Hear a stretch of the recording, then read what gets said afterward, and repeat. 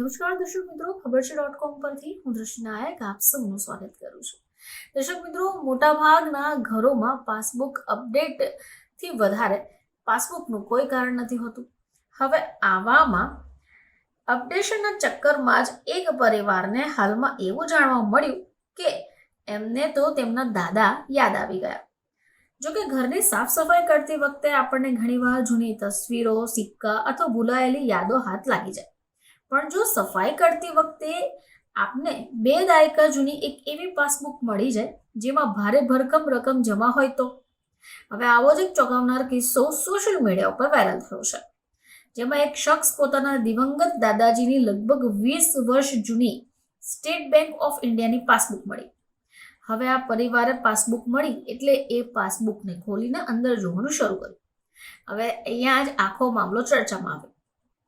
પૂજા નામની એક મહિલાએ એક્સ પર ફાટેલી જૂની પાસબુકની તસવીરને શેર કરી. તેણે જણાવ્યું કે ઘરની સફાઈ કરતી વખતે એક યુવકને આ પાસબુક મળી. પાસબુકમાં તેના પિતાને બતાવી તો જાણ્યું કે આ તો તેમના દિવંગત દાદાની પાસબુક છે, જેના વિશે પરિવાર વર્ષો પહેલા જ ભૂલી ચૂક્યા છે. હવે આ અસલી ઝટકો તો ત્યારે લાગ્યો કે જ્યારે તેમણે અકાઉન્ટમાં રહેલું બેલેન્સ જોયું. અકાઉન્ટમાં 1 લાખથી વધારે પણ રૂપિયા જમા છે. હવે 20 થી 25 વર્ષ પહેલા 1 લાખ રૂપિયાની કિંમત આજની તુલના કરતાં તો ખૂબ વધારે હતી.